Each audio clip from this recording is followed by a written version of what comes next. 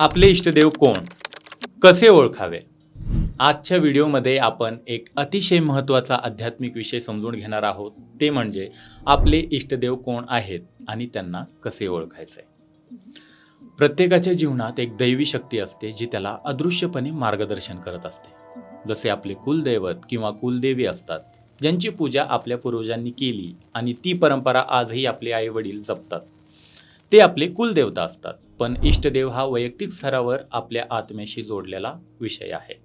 कदाचित तुमची आस्था महादेवांवर असेल किंवा स्वामी समर्थ यांच्यावर असेल किंवा गणपती बाप्पांवर देखील असेल. अनेकदा आपण ज्या देवी देवतांवर प्रेम करतो त्या देवतेचे गुण आपल्यामध्ये प्रकट व्हायला लागतात. महादेवांचे भक्त असाल तर जितके तुम्ही शांत आहात तितकेच तुम्ही उग्र आणि क्रोधी सुद्धा आहात. तसेच तुम्ही गणपती बाप्पाचे भक्त असाल तर तुम्हाला बुद्धी आहे, तुम्ही ट्रॅव्हलिंग करायला तुम्हाला खूप आवडतं, तुम्ही अभ्यासात खूप निपुण आहात.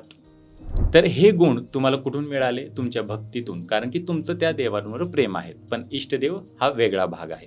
इष्टदेवाचे कार्य काय आहेत? जेव्हा आपण अडचणीत असतो, आपल्याला मार्ग सापडत नसतो, जेव्हा संकट आपल्या आयुष्यामध्ये यायला लागतात, तेव्हा इष्टदेव आपल्या लाईफमध्ये येतात, ते एंटर करतात आणि ते आपल्याला त्या क्रिटिकल सिच्युएशनमधून बाहेर काढतात. हे इष्टदेवाचं कार्य आहे, कारण की तुम्हाला तुमच्या पूर्वजन्मातून जी शक्ती तुम्हाला या जन्मामध्ये मिळालेली आहे तेच तुमचे इष्टदेव आहेत. कुंडलीत इष्टदेव कसा पाहायचा? सर्वप्रथम तुमची जन्मकुंडली असणं आवश्यक आहे. जन्मतारीख, वेळ आणि जन्मस्थान टाकून तुम्ही ऑनलाईन कुंडली तयार करू शकता. त्यानंतर लग्न कुंडलीत पंचम स्थान पाहायचं आहे. त्या स्थानात कोणती राशी आहे ते लक्षात घ्या.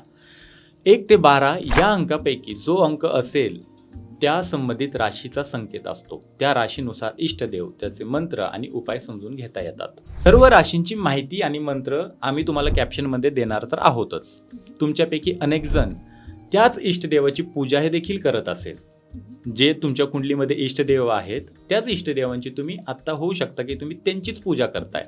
तर तुम्हाला हे पण कळेल की तुम्ही बरोबर इष्टदेवतेची पूजा करताय. आणि ज्यांना माहीत नाही आहे त्यांचे इष्टदेव कोण आहेत, त्यांच्यासाठी जर नवीन असेल तर त्यांना कळेल की त्यांचे इष्टदेव कोण आहेत. आणि हो, मला हे संकेत मिळत होते, मला या सगळ्या गोष्टी जाणवत होत्या, हे देखील तुम्हाला समजेल. तुमची भक्ती ज्या देवतेवर आहे ते जरूर करा. पण एकदा आपल्या इष्टदेवाची भक्ती करून बघा, त्यांची आराधना करून बघा. जेव्हा ऊर्जा स्थिर होते ना, तेव्हा कार्य कधीच अपूर्ण राहत नाही आणि जीवनात तुम्हाला स्पष्टता देखील येते. तर तुम्हाला तुमचे इष्टदेव कळालेच असतील.